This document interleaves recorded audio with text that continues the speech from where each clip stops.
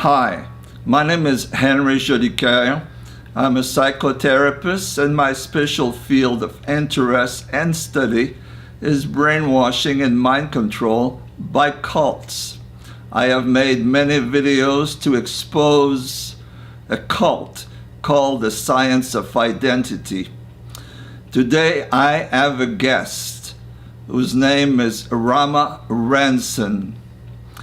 Him and his brother Lakshman were born and raised in the cult called the Science of Identity.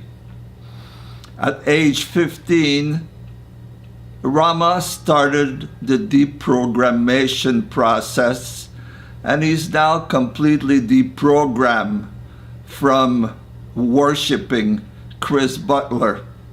His mother and his brother Lakshman are still deeply brainwashed and deeply involved in the cult. I invite you to listen very carefully to this important testimonial. Hi, Rama. Thank you for talking to me today. Hey, Henry. Good to be here, man. Thanks. I would like to know what it was like to be born and raised from a very young age with your brother in the cult of ChrisButler.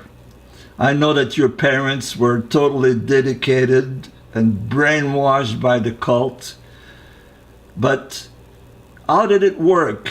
How were you raised in that cult?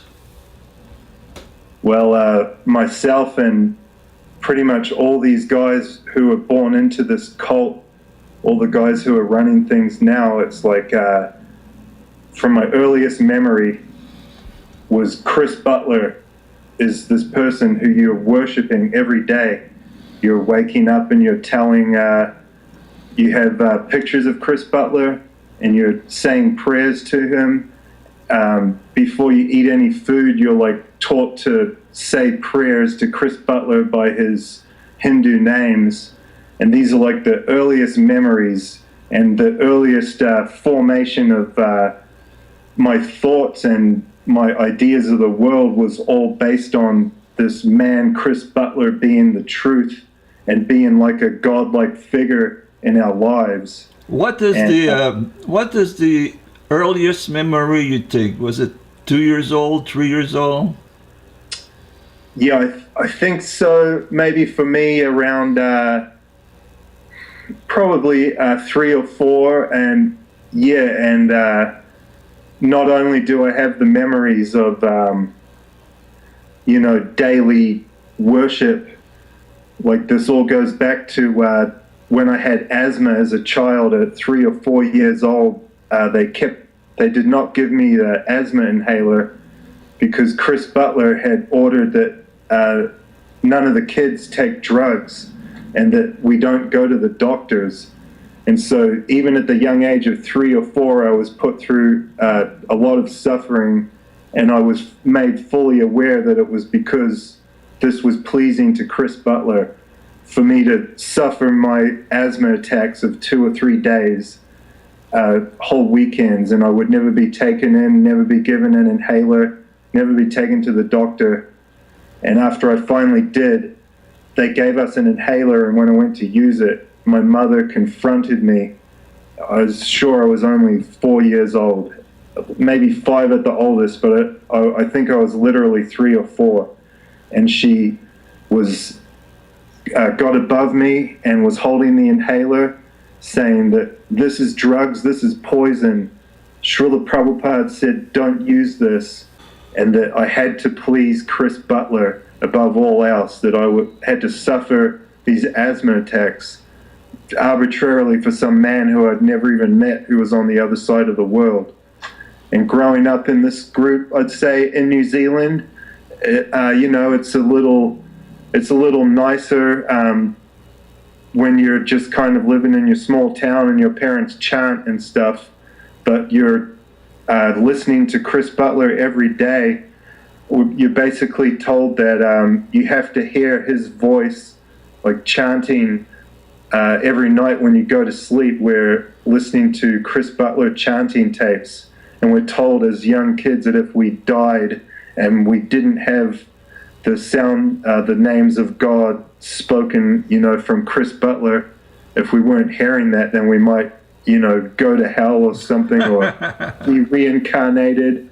Basically, the only way that you can be sure to be okay is to always have ChrisButler singing the Krishna names, chanting, and because they consider he is the only pure devotee of Krishna in the world. They would tell us this all the time, that all the people from ISKCON and all the other Hare Krishnas were fallen and misled and illegitimate, and that ChrisButler was the only legitimate pure devotee of Krishna.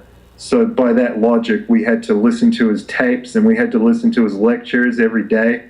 I remember as a young kid listening to extremely graphic lectures constantly, where he's always talking about sex and describing in pornographic detail, like look what it's like to look at a pornographic magazine, or what depraved activities that homosexuals get up to, or that maybe straight people get up to out in the world, using all this fear tactics. Your parents would make you listen to that stuff about sex when you were 6, 7, 8 years old?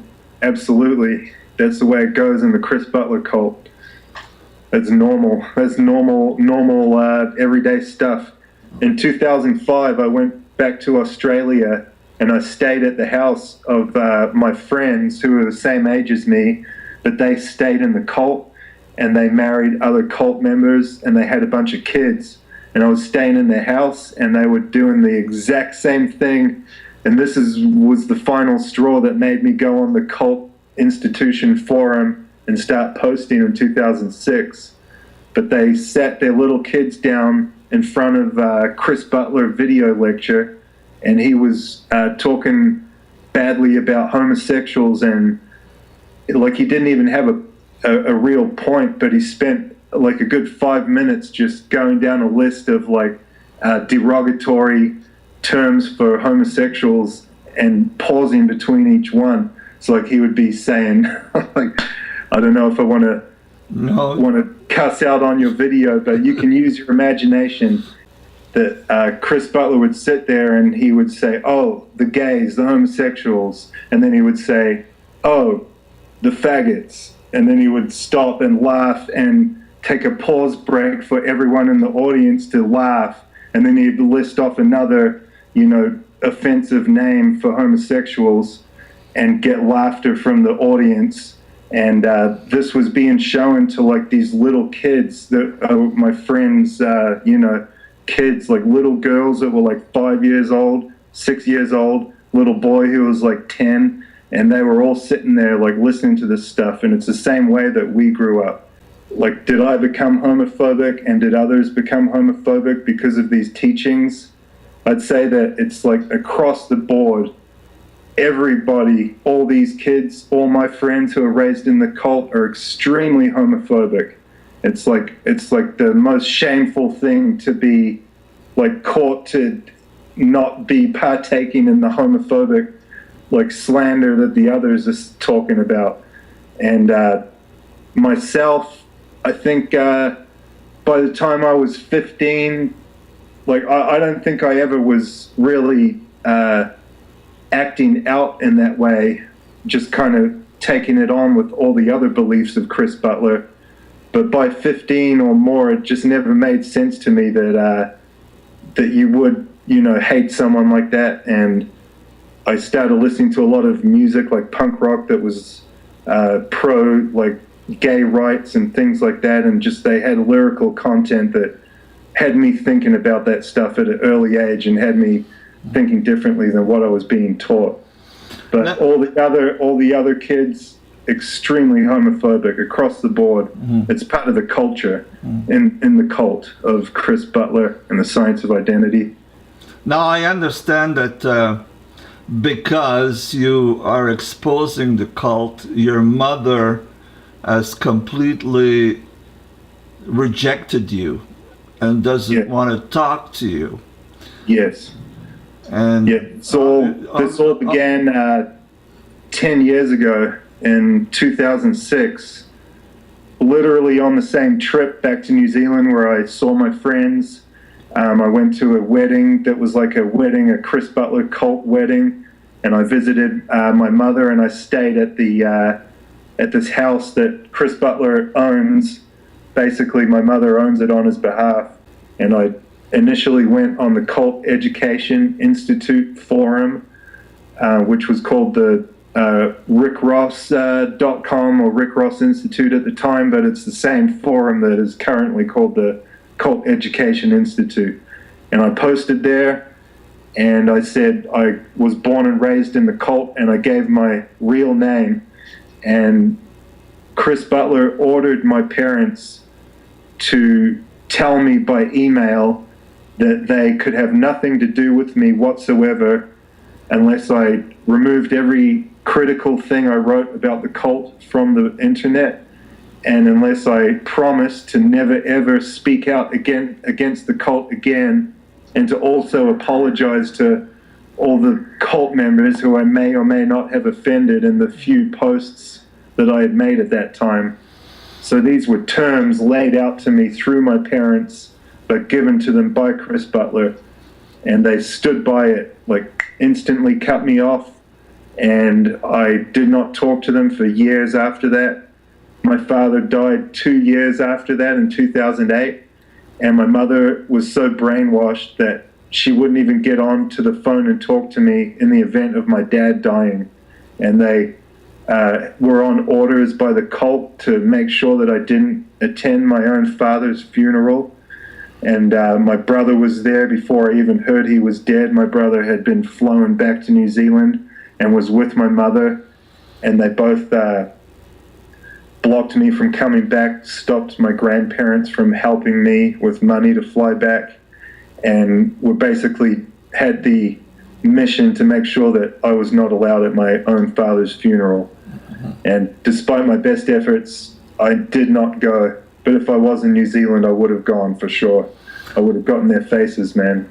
So can you confirm that in the ChrisButler cult, there's no middle way? You are in or you are out. If you are just a little against, or you see anything defective in ChrisButler, you are immediately ostracized. Is that how it works? Yes, I would say so. I'd say that my case in 2006 was one of the first times that anybody had ever spoken out the way I did on the internet, and their reaction was to give me the full punishment. They took everything from me right off the bat. But basically, they'll definitely cut you off if you criticize ChrisButler at all.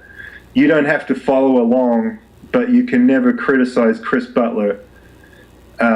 If you do not follow, if you were raised in the group and you choose not to follow, it was a huge frustration with me that my parents were completely closed-minded, would never hear me out on anything that I had to say on an intellectual level or on a philosophical level.